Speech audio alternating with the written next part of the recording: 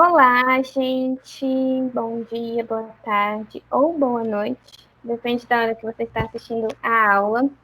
Eu e o Rafael estamos aqui mais uma vez para continuarmos, né, dar continuação com o que nós estamos trabalhando, que é o texto dissertativo. Então, hoje a gente vai propor uma nova produção para vocês, vamos revisar um pouquinho aquilo que a gente já viu. Hoje também a gente quer ser mais rápidos, né? Na explicação para não encher muito vocês. Enfim, vamos lá. Texto dissertativo, né? Aquilo que vocês já estão vendo com a gente. Então, revisando no texto dissertativo, a gente tem a introdução, né? Que é o começo ali do nosso texto. Então, sempre que a gente vai começar a expor alguma coisa, porque esse é o texto dissertativo, né? A gente vai argumentar sobre alguma coisa, falar sobre alguma coisa, a gente tem que explicar, a gente tem que contextualizar.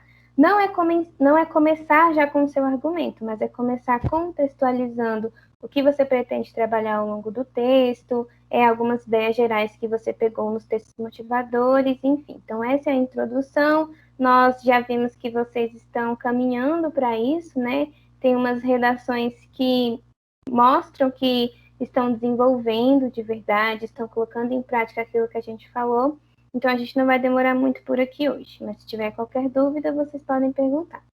E depois da introdução, vocês também já sabem que a gente tem o desenvolvimento, onde a gente vai argumentar, vai expor as ideias de maneira clara, né, de maneira coesa, coerente, com argumentações breves, não pode ser um texto muito grande, mas também não pode ser um texto muito curto, é aquele texto mediano que a gente explicou para vocês na aula passada. Inclusive, no vídeo passado, nós explicamos também como elaborar um texto sem que ele fique muito repetitivo, que ele fique muito grande, como dividir os parágrafos. Nós também abordamos os erros recorrentes de vocês e já adiantando, são os mesmos, tá? Erro de acentuação, ortografia, né? A gente não sabe até onde isso é um erro de digitação, porque como a gente está em um novo método, né? Então é tudo muito incerto ainda, mas os erros, os desvios recorrentes continuam os mesmos, tá bom? Então, se você tiver alguma dúvida, o vídeo passado está com mais explicações claras, né? Claras não, mas mais longas, na verdade. A gente conseguiu expor os desvios, as coisas que nós encontramos de maneira um pouquinho mais devagar para que vocês possam acompanhar. Depois do desenvolvimento, né? Depois da argumentação, da exposição de ideias, da defesa de tese, a gente tem a conclusão, que é onde você vai terminar o seu texto. Você não pode, assim como você não pode começar de qualquer jeito, você não pode terminar de qualquer jeito. Então, se você contextualizou no início, ao final, você tem que fechar o seu raciocínio. Nem sempre você precisa colocar uma proposta de intervenção, que é o que pede lá no Enem. No PAS, isso não é necessário, lembrando que o nosso foco aqui é o PAS, tá bom? Então, a gente tem a introdução, o desenvolvimento e a conclusão. E aí, do ladinho, nós colocamos, né, o que é a introdução, como a gente pode enxergá-la, que é a mesma coisa de contextualização, desenvolvimento, que é a argumentação, e a conclusão, que é o término da linha de raciocínio, onde você vai fechar o seu texto, né, com o tema que lhe foi proposto. Então, pensando nisso, ainda insistindo no texto dissertativo, eu e o Rafael, nós fomos atrás de algumas propostas, né, de redação do PAS, de provas passadas, e como a gente falou também no vídeo passado, existem várias propostas, se vocês procurarem lá no site do Sebrasp, CESP, na página do PAS, tem várias propostas lá que vocês podem ter acesso, tá bom? Inclusive, se vocês tiverem curiosidade, e escolhendo algumas, selecionando algumas, né, nós trouxemos a de hoje. Então, próximo slide aqui, já é a proposta, tá? Já é, na verdade, um texto motivador da proposta de hoje. Então, vocês vão seguir a mesma linha que nós propomos nas aulas passadas. Vocês vão ler os textos motivadores, vão pensar no tema, pensar no assunto e desenvolver um texto, desenvolver uma produção textual, tá bom? Tá de forma muito clara aqui no slide.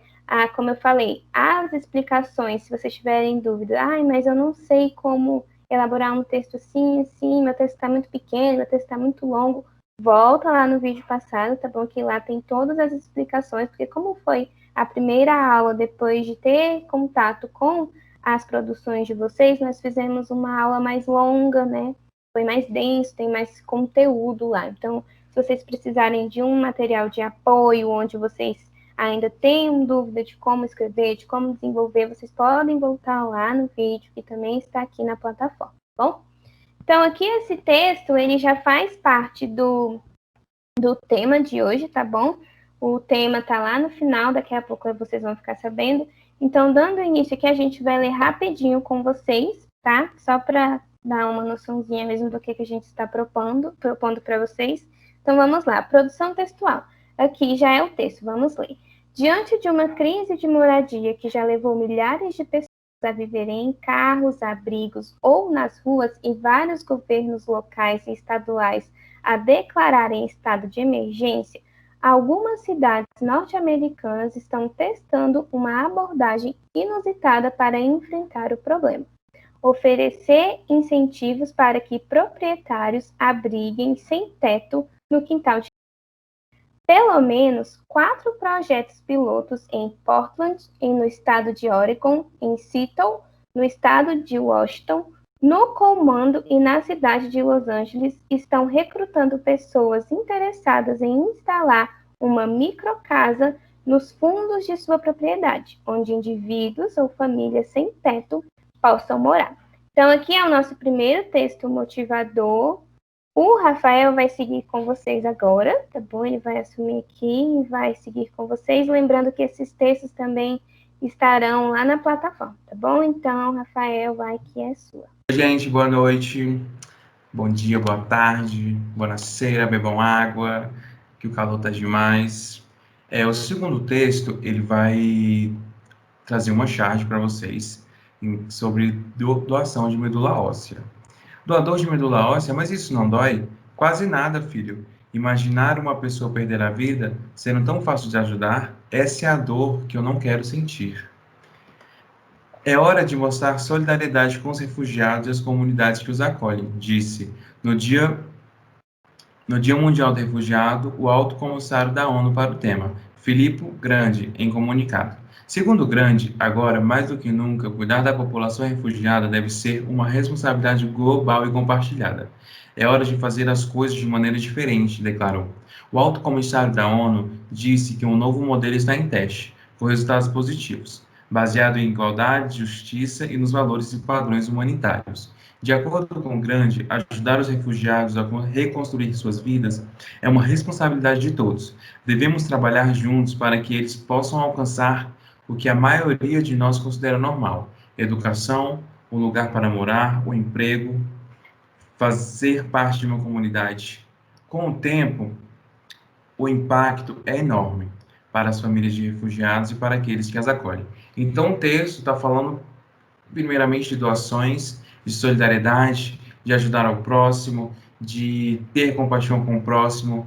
E esse tema de doação de medula óssea é um tema muito atual, né? Que se vocês procurarem, ainda precisa-se bastante de doadores, assim como doação de sangue. O Hemocentro de Brasília sempre tem como é que fala? Tem publicidade para pedir doações. Os estoques de sangue geralmente estão baixos, então sempre que vocês puderem doar sangue, familiares, compartilhar com seus familiares, façam isso, porque é muito importante para o outro, né? Aqui também tem outros dois textos. Esse primeiro, Solidariedade, de Murilo Mendes.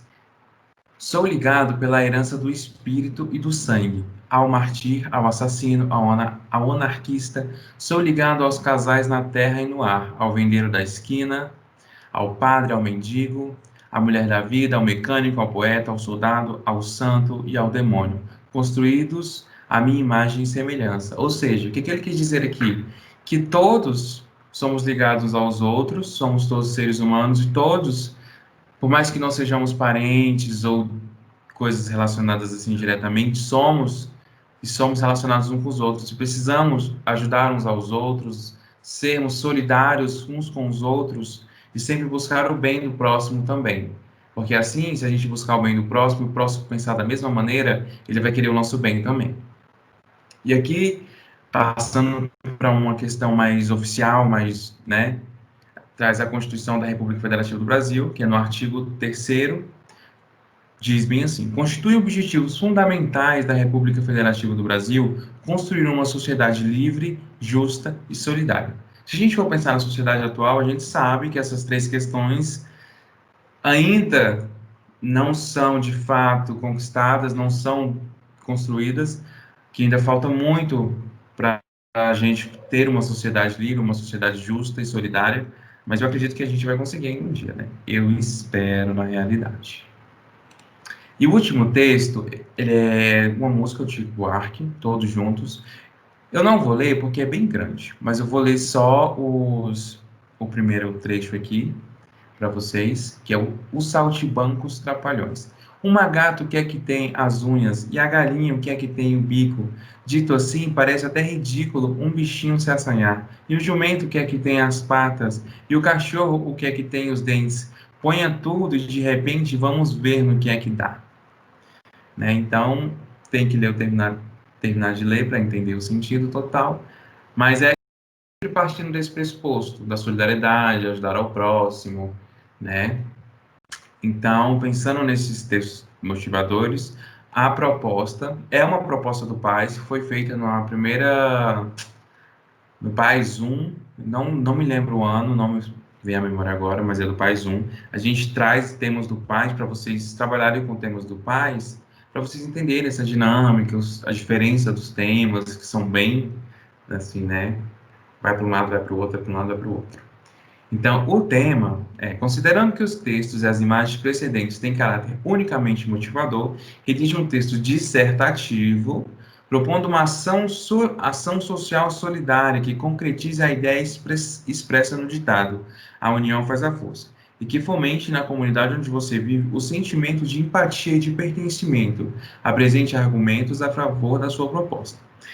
A gente trouxe esse tema porque, além dele ser bastante atual, acho que sempre será um tema atual, na verdade, mas agora, principalmente porque estamos em contexto de pandemia, onde a sociedade precisa estar unida para a gente conseguir vencer o vírus, para conseguir pelo menos diminuir a taxa de infecção, de proliferação do vírus, que a gente está a perigo de, enfim, vir uma segunda onda, e vocês sabem de todas as questões, acredito que vocês estejam assistindo.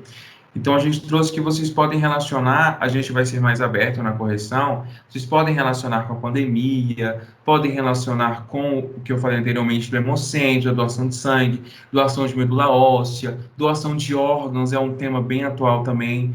Vocês viram que recentemente o Gugu Liberato morreu, os órgãos dele os órgãos foram doados, tem até a campanha, os filhos deles na televisão. Então, essa união faz a força é um tema muito abrangente que vocês podem abordar de todas as maneiras que vocês entenderem. Às vezes, um simples gesto na sua rua, na sua família, ou um gesto mesmo da comunidade, do Brasil como um todo. É bem interessante vocês tratarem. É um tema que vocês podem usar e abusar da criatividade de vocês. E, por favor, escrevam, não se sintam envergonhados ou coisa do tipo. A gente recebeu pouquíssimas reescritas na última proposta. Essa é a nossa penúltima produção textual com vocês. A última será semana que vem, então a gente está quase terminando o estágio. Eu vou me formar graças a, meu Deus, Milena e eu, no caso, né?